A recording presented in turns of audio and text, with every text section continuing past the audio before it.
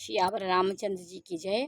देखिए वो काल केतु राक्षस जो था उनको उनके पुरोहित को भानु प्रताप के पुरोहित को पहाड़ की गुफा में छिपा दिया और स्वयं उनका रूप धारण करके वो उनके पास आ गया। संकेत के अनुसार राजा ने गुरु को उस रूप में पहचान कर राजा प्रसन्न हुआ। भ्रमवश उसे चेतना हो रहा था, वो भ्रमित हो गया था माया की दुनिया में।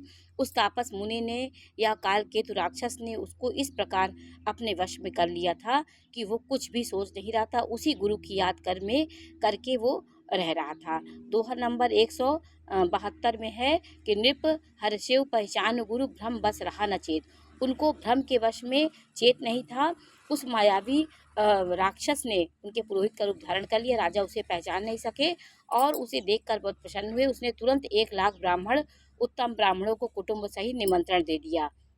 देखिए अब राजा की सब योजना हो रही थी उनके तप बल सत्य धर्म को भंग करने की। तो सब ने देखिए अब योजना बना करके उपरोहित जीवनार बनाई, छरस 4 विधि जासी श्रुति गाई। पुरोहितों ने 6 रस और 4 प्रकार के भोजन, जैसा भी वेदों में वर्णन किया गया, सारे प्रकार के भोजन बनाए गए। उसने माया मई रसोई तैयार की और इतने व्यंजन बनाए जिसे कोई गिन नहीं सकता था। वो इतना आयोजन किया उन दोनों ने मिलकर। वृषकेतु जो राक्षस था, काल केतु, और उस कपटी मूंछधारी ने नाना प्रकार के रसोइये बनाए। मायावी थे, माया की दुनिया में वो माया से रसोइयाँ तैयार किए। विविध मृगन कर आमिष रंधा, अनेक प्रकार के पशुओं का मांस पकाया और उसमें उस दुष्ट ने ब्राह्मणों को मांस मिला दिया, ब्राह्मणों का मांस मिला दिया। अब ब्राह्मणों को भोजन के लिए बुलाया गया और चरण धो करके आदर सहित बैठाया गया। उन जो हजारों ब्राह्मणों को उसने बुलाया था, उनका धर्म नष्ट करने के लिए सब ने मिलकर योजना बनाई। और अर्जुन जब ही लाग महिपाला मैं भय आकाशवान तेहि काला।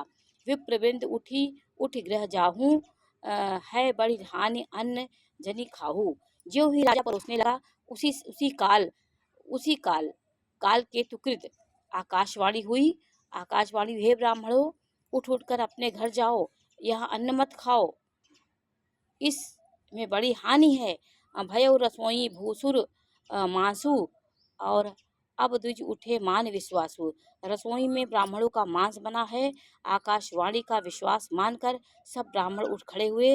राजा व्याकुल हो गया, परंतु उनकी बुद्धि मुंह में भूली हुई थी। होनहार वश उसके मुंह से कुछ ना निकली, कोई बात निकली। तब ब्राह्मण क्रोधित सहित उठकर बोले कि उन्होंने कुछ भी विचार नहीं किया। अरे मूर्ख, तू जाकर